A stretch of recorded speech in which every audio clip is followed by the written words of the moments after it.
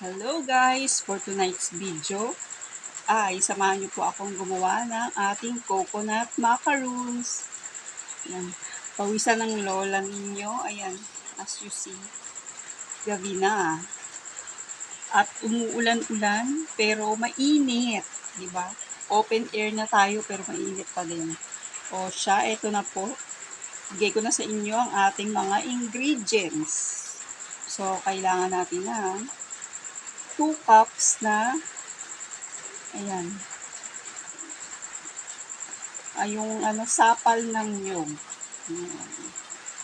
Yung pinaggamitan ko to nung gumawa ako ng ginataang bilo-bilo. Nilagay ko siya sa freezer. Yan, para magamit natin ngayon. Yan, 2 cups. And 2 cups ng all-purpose flour. And kailangan din natin ng ating sugar, half cup na sugar. And ang ating baking powder, 1 teaspoon lang. Yan, hindi ko sila nilagay sa mga lagayan kasi dagdag hugasin lang yan. Takal-takalin na lang natin habang tayo ay gumagawa. So, kailangan din natin ng 3 eggs. Dapat 2 large egg lang, kaya lang medium size lang to kaya dinagdagan natin. Ginawa natin 3 eggs. And then, ang ating condensed milk, isang lata. Tapos, 1 teaspoon din ng vanilla. At, ang ating oil. Yan, hindi ko pwedeng itagilid at matatapon. Mamaya nyo na lang tignan pag isinali na natin. 1/4 cup na oil. Vegetable oil yun. Yan, sige. Simulan na natin, guys. So, ayan guys, ilagay natin ang ating half cup na butter.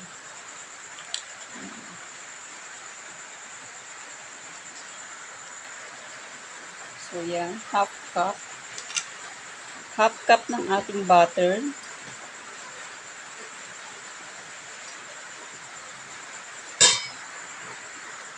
Tapos, lagay natin ang ating sugar. Hindi ko muna ilalagay lahat yung half cup na sugar, ha.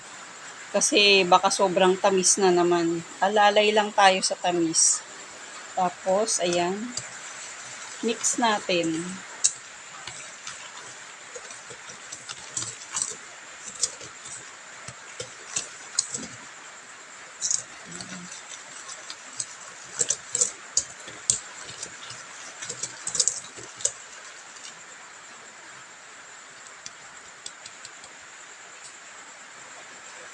So, ayan, mix lang natin hanggang maging ganito na yung consistency. Sorry naman, umaalog-alog ang ating cellphone.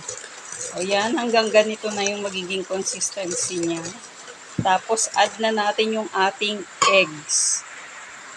So, add natin yung eggs natin. 1 at a time lang. So, ayan. Tapos, halo.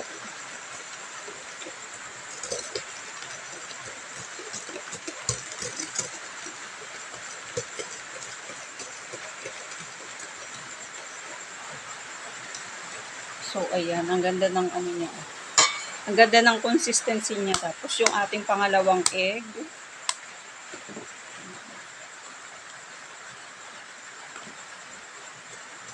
Haluin ulit. So, yan. Okay na siya. Add natin yung pangatlo.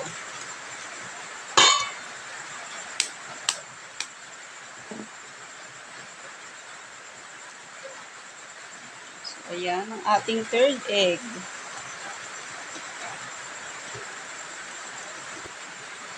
So, ayan, okay. Nalagay na natin ang ating oil.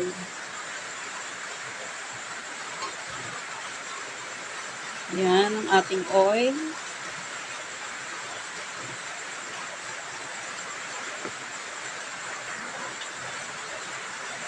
Tapos, next, ang ating condensed milk.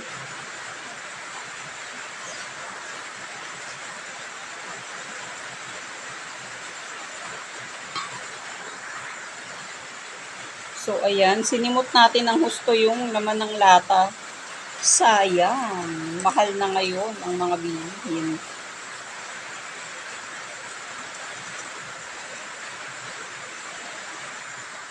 Lagay na rin natin ang ating vanilla. And then, add na natin ang ating dry ingredients. Isift na natin ang ating flour. 2 cups na flour.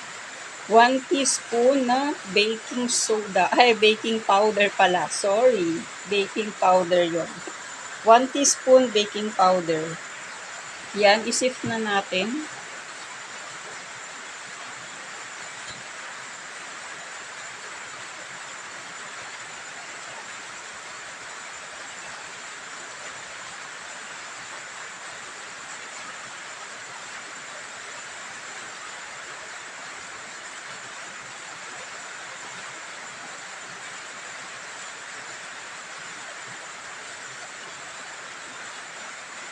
So, ayan.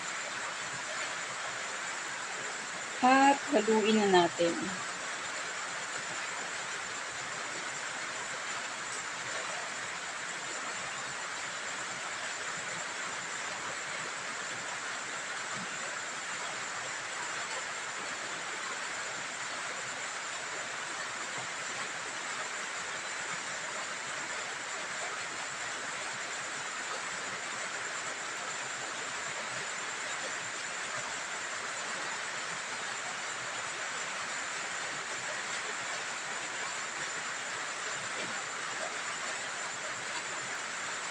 Tsaga-tsaga lang sa paghahalo, guys.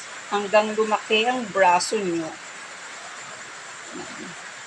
Ganda ng consistency niya. Makinis. Parang napaka-smooth niya. Ayan. Ito naman tayo.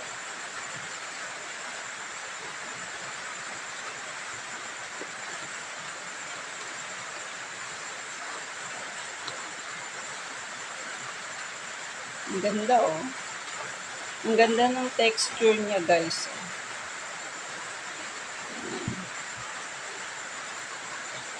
So, ayan, guys. So, ang ganda, oh. Ang ganda na niya. Pwede na nating ihalo ang ating sapal ng niyog or desiccated coconut na 2 cups. Sana hindi naman mas malakas yung ulan, no? Sana mas malakas yung boses ko kaysa sa ulan. So, ang ating sapal ng niyog. Ayan. Halo na natin.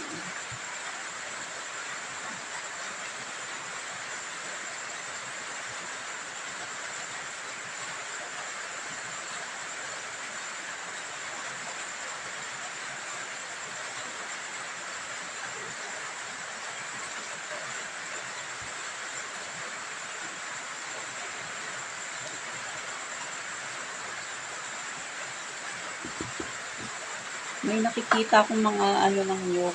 Tanggalin natin.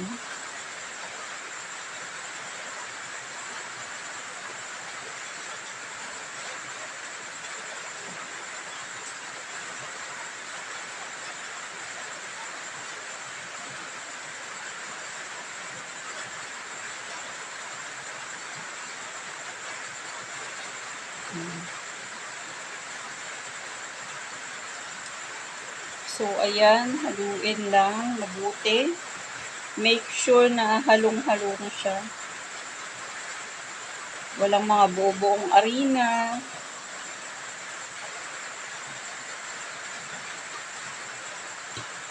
So, ayan, tignan natin sa ilalim. So, yan, wala. Wala naman.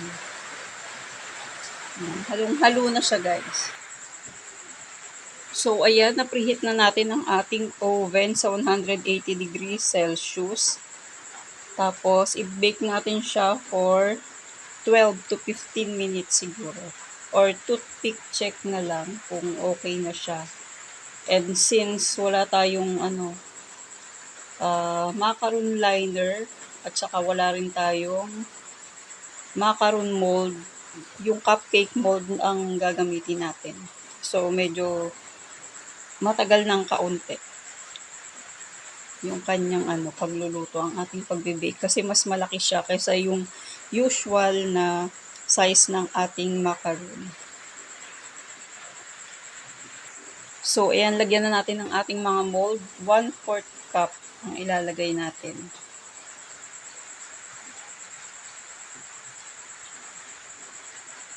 O pwede naman sigurong bawasan natin yung 1/4 cup. Huwag nating masyadong punuin para ayan, medyo maliit lang. Hindi masyadong malaki yung ating macarons. So, ayan, punuin lang natin lahat ang ating mga molde.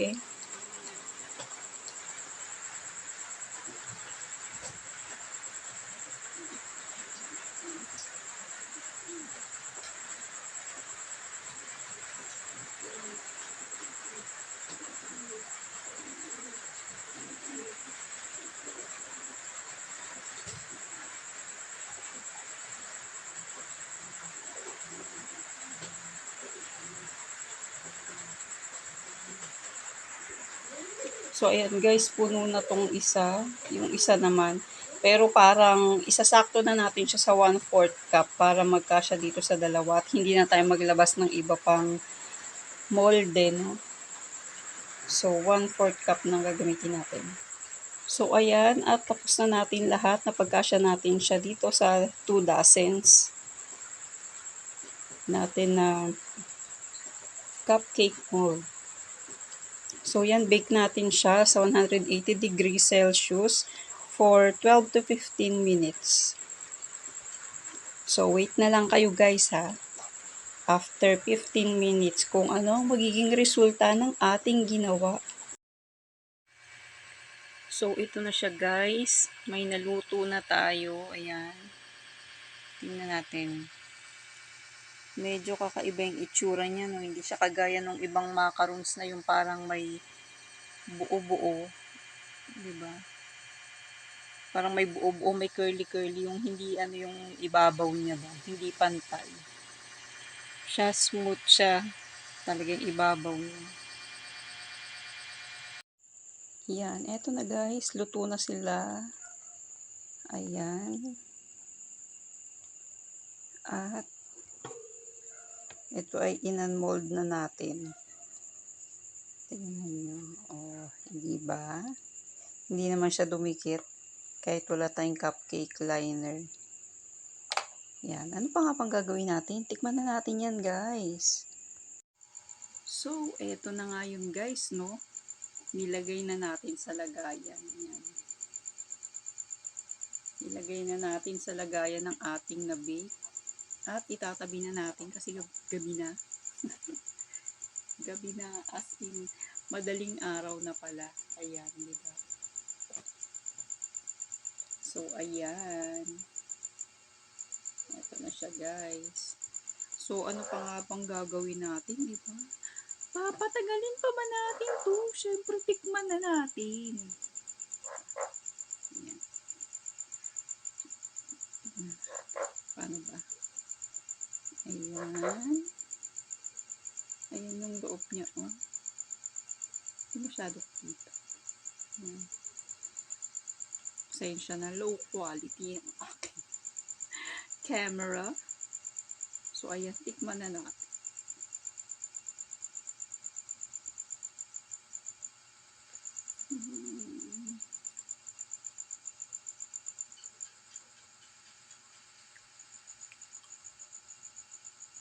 Ba't ganun? Ba't ganon?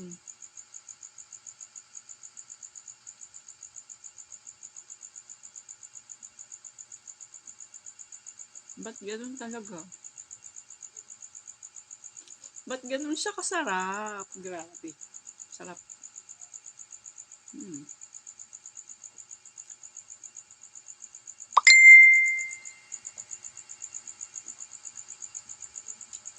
Sarap nito, grabe.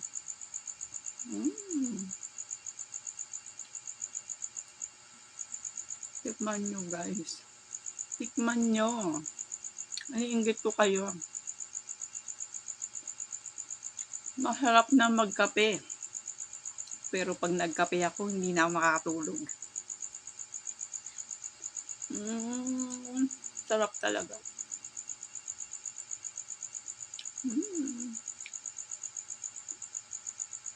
Ang sarap.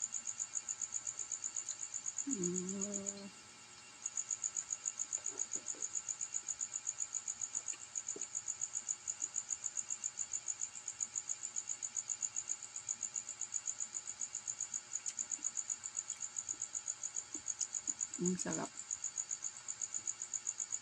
Kaya wag nyong itapon ang inyong mga pinagpigaan ng nyug. Diba? Yung mga sapal, pag gagawa kayong gata, wag nyo tatapon. Sayang. Ang sarap na dessert nito. Masarap na dessert. Kahit wala kayong oven, pwede naman ninyong i-bake po sa kalan. Sa kalan-kalan. Pero hindi ako marunong. Hindi ko pa na-try. Hindi ko pa na-try. Pero pwede. Sarap. Sige na nga guys, magpapaalam na ako. Baka mamaya maubos ko pa to. Tatago ko na lang. Baka mamaya walang matira sa mga kids ko. Maubos ko. Sarap guys. Thank you for watching guys. Bye. Till my next video.